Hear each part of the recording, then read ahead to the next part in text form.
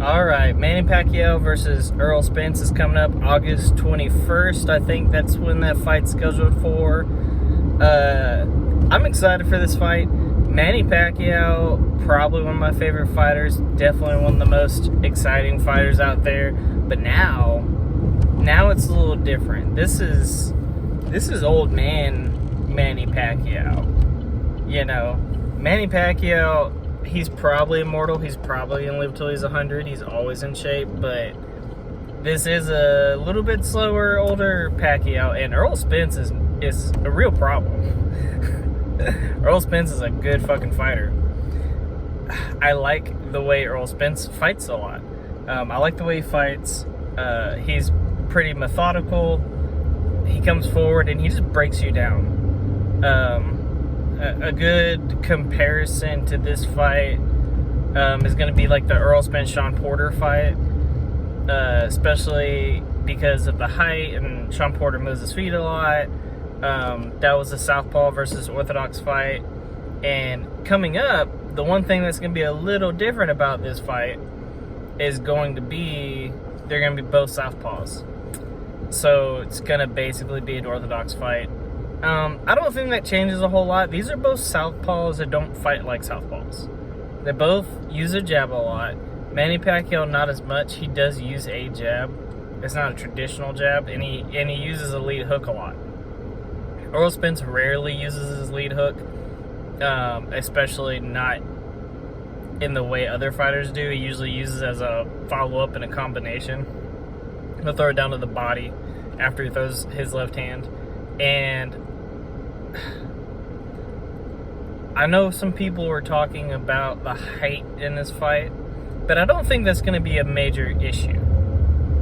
At the end of the day, you have Errol Spence, who's basically a pressure fighter, and Manny Pacquiao is a boxer-puncher. And I think Manny Pacquiao is going to give Errol Spence real problems at the beginning. I think his counter-punching is going to give him problems, you know, because Errol Spence is very active and he moves forward, but he fights on a pretty consistent rhythm. Like, you can time him. And I think especially early on, Manny Pacquiao might time some of those punches, especially his jab. And I think Manny Pacquiao's method of defense using his feet is going to be really effective in this fight against Errol Spence. You know, I think that there's going to be a lot of parallels in Errol Spence fighting Sean Porter, in Errol Spence fighting Manny Pacquiao. But this is a big fight for Errol Spence. You know, it might not be the hardest fight of his career, but this fight is going to be...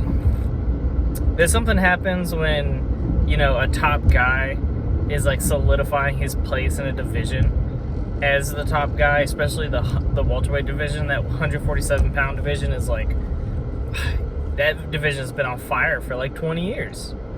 I mean, it has all the best guys, and if Errol Spence can kill him a legend, kill Manny Pacquiao, you know, get that on his put the feather in his hat, it's going to be a big deal for him, and it's going to be more pressure on Crawford to fight a legend himself and or to fight Errol Spence, because there's a lot of debate on who's the top dog in the division right now. Since Mayweather's left, you know, and it kind of always was like, you have Mayweather and Pacquiao, now you have this other parallel, Errol Spence and Crawford, and I don't think they're going to keep fans waiting this time. I think they're going to fight, but Errol Spence has to get through this fight first, and it's not going to be easy. Manny Pacquiao is going to give him problems. I know Manny Pacquiao looked really good in that Keith Thurman fight, but those few years could make a difference. Like, there's always the point where the fighter falls off, you know, when he's like way over the hill. And Manny Pacquiao is already slower in the Keith Thurman fight than he has been in other fights. I kind of look at the Jeff Horn fight as a good example of that. Jeff Horn's a good example to compare Manny Pacquiao and Errol Spence, because Jeff Horn is tall and he's athletic He's got a good right hand, and he'd get Pacquiao problems early, and Jeff Horn did things in that fight that Errol Spence absolutely can do to beat Pacquiao. The problem is it's just not in ways that Errol Spence typically fights. He pushed Pacquiao backward. He put a lot of pressure on Pacquiao early. He threw a lot of lead hooks and came in. He got Pacquiao's back against the ropes in the first round. I know Jeff Horn controversially won that fight, but he had very good moments early in that fight. It was just later on when he started to get tuned up that he started to have problems.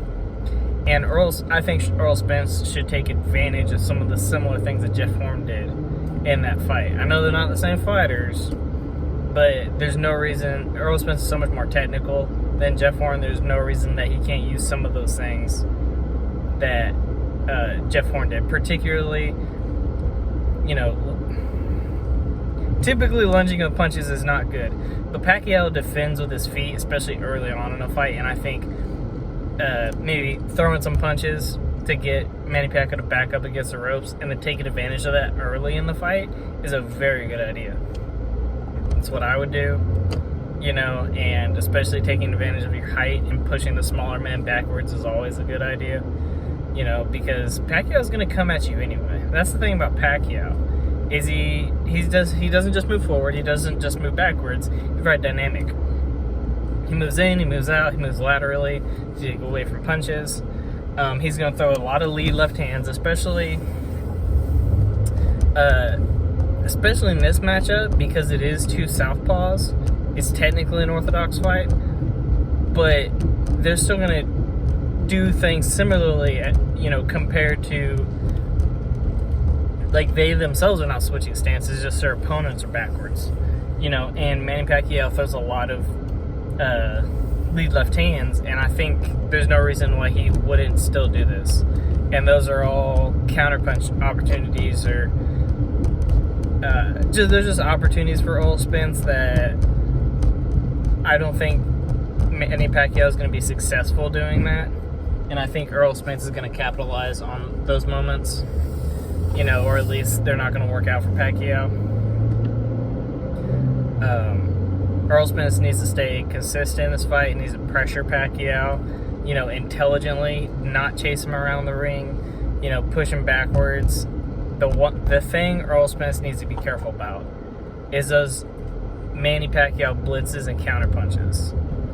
Errol Spence got caught by Sean Porter during blitzes, and Errol Spence's only defense was to back up a few steps.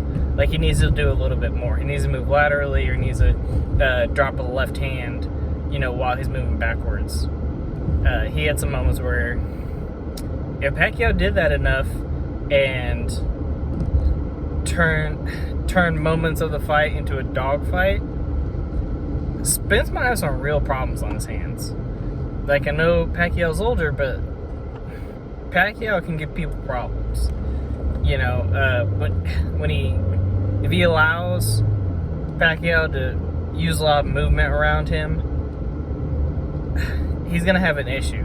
He's gonna have an issue slugging it out Pacquiao, which is crazy because Errol Spence is the bigger guy, but he just doesn't fight like that. It almost reminds me of Barrera and Prince Nassim Hamad back in the day, where Nassim was so dynamic, and he would get you to follow his head, and he'd have punches come out of nowhere that he would have you chasing him, and then he'd counterpunch you, and then he'd hit you with angles and punches that you never saw. But Barrera stuck to a game plan, boxed in the middle, stayed defensively responsible, and stayed composed, popped his jab, threw some left hooks, threw some right hands, threw a right hand down the body, and he didn't let Prince Nassim play that game. He didn't get wild. And I think Errol Spence needs to do the same thing. And he's shown he's shown that he can and will do that. He did it against Danny and Mikey Garcia. He beat the dog shit out of both of those guys. You know, those are both really good fighters. And ironically, I think both of them are like a similar height to Pacquiao. The only difference is those guys are like like two parts of Pacquiao. Mikey Garcia's got a good 1-2 and great timing. You know, and he's defensively responsible. And Danny Garcia has great defense and like a really good left hook. And Pacquiao has all those things plus footwork. You know, every fight that Errol Spence has had is like, he's good allegories for parts of Pacquiao's game, and he's been successful against all of those guys. You know, he's had problems with some of them, particularly against Sean Porter, but Sean Porter's a monster. He's so physical, and he's bigger than Manny. And the thing that Sean Porter gave Errol Spence problems with in that fight is muscling him in the clinch, and that's something that Pacquiao's just not going to do. In fact, this is a fight where Errol Spence typically doesn't get into the clinch, like he doesn't initiate getting into the clinch. This is a fight where I would recommend that he does. This is a fight where if he backs Pacquiao up to the ropes, Pacquiao is about to escape, I would clinch up and get an overhook on one side and just lean on him and lay on him and muscle on him, because Manny Pacquiao doesn't clinch. He doesn't work in the clinch. He just waits for the ref to break it up, which is like crazy that a fighter as good as Manny has this whole part of his game that he just doesn't play. Like, he just doesn't play being in the clinch, and you saw that with Jeff Horn. You know, like Jeff Horn did whatever he wanted in the clinch, basically. Manny has started to break out of the clinch, you know, in spots after Jeff Horn was winning points and rounds and hitting Manny in the clinch, but it's not like Manny was fighting him back in the clinch. And this is a problem area for Manny, and it always has been, and this is something that the bigger, stronger Errol Spence can capitalize on. This fight, I would give it 60-40 to Errol Spence. You know, younger, bigger, longer. He throws a lot of volume, which helps him a lot against a guy like Pacquiao. And he hits pretty hard. He's not the hardest puncher in the world, but you don't want him to touch you all night long. So that's it.